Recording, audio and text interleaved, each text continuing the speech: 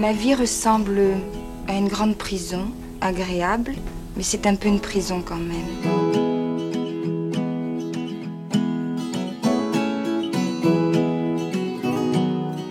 D'ailleurs, je ne sais pas très bien si on vous dirige tant que ça. J'ai l'impression un peu que tout le monde tremble un petit peu devant vous, vous ne croyez pas? Non, parce qu'ils sont bêtes.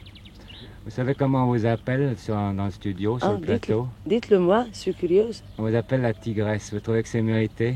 La tigresse. Bon, j'aime ça, parce que j'aime les bêtes. Mais ce qu'il y a avec vous, Catherine Deneuve, c'est qu'on a l'impression que vous cherchez un style. On voit beaucoup de photos de vous. Finalement, vous n'êtes jamais pareil. On dirait que vous n'êtes, excusez-moi, pas tout à fait fini. Comment est-ce que vous voyez? Mais c'est normal, vous savez que je suis quand même encore assez jeune, alors il est normal qu'on est plus ou moins influencé par certaines personnes. Vous avez également un autre handicap, enfin je m'excuse d'en parler, mais enfin c'est certain. Tout le monde vous compare plus ou moins à quelqu'un d'autre. On dit tiens, Vadim lui a fait changer de coiffure, exactement comme quelqu'un d'autre. Elle a acheté le même manteau avec le même petit col, je ne sais pas quoi, etc. Mais vous savez que c'est pas vrai tout ça. Je suis sûr que c'est pas vrai, mais ça doit vous faire quand même une certaine impression. Oui, ça me fait de la peine. Ça me fait de la peine.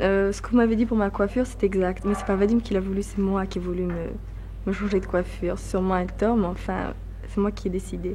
Alors je trouve que c'est idiot d'aller raconter que je la copie. Malgré votre sourire, malgré votre apparence, malgré l'argent que vous gagnez, et toutes ces filles qui vous imitent plus ou moins intelligemment, je sais que les choses sont plus graves que certains ne le croient et que, dans une certaine mesure, la cote d'alerte est dépassée. Ça m'a dépassé brusquement, un peu comme quand on se noie, je crois. Vous n'étiez pas une fille qui tirait les cordons de sonnette, on n'a pas fait la quête pour avoir du succès. Non, c'est pas mon genre. Vous étiez une charmante petite bourgeoise du 16e arrondissement. J'ai eu beaucoup de chance, c'est-à-dire que j'ai voulu faire du cinéma et j'ai tout fait pour en faire, c'est-à-dire que j'ai travaillé, pas beaucoup, mais enfin je me suis quand même donné un peu de mal, mais la chance a ouvert ses portes, les productions aussi. Je suis arrivée à être Brigitte Bardot. Je ne pensais pas y arriver du tout quand j'ai commencé. C'est bien pire que ça, vous êtes devenu bébé. J'ai toujours été bébé, remarquez, puisque c'est mon vrai nom.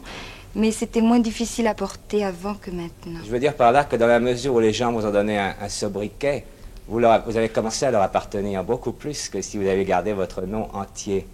Ma vie ressemble à une grande prison, agréable, mais c'est un peu une prison quand même. C'est-à-dire que vous ne savez pas, vous ne vous appartenez plus. Non, j'appartiens à tout le monde. On me fait dire des choses que je ne dis pas. On me fait faire des choses que je ne fais pas. C'est un peu, je vous dis, on a un peu l'impression de ne plus être libre. Pourquoi est-ce que vous avez changé? Parce que vous n'aimiez pas ce que vous étiez avant? Il n'y a rien qui me fait plus de peur que l'ennui. Si, qu'est-ce que c'était? C'était Sainte-Thérèse de Lisieux qui faisait du cinéma, quoi. C'était quelque chose dans ce genre-là. Et il ne fallait surtout pas que la sainte montre qu'elle pouvait avoir des appétits terrestres.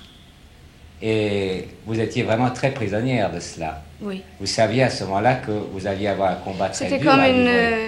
C'était comme, vous savez, je me sentais comme dans une veste qui est devenue un peu trop petite, ça craquait. J'étais bien prête à me livrer corps et âme, comme on dit chez nous, à ce métier. Mais ça me fait bien peur un moment.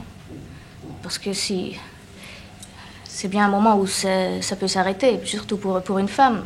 Un jour, on est plus jeune, on est plus jolie. Et puis si ça s'arrête, on n'a plus rien.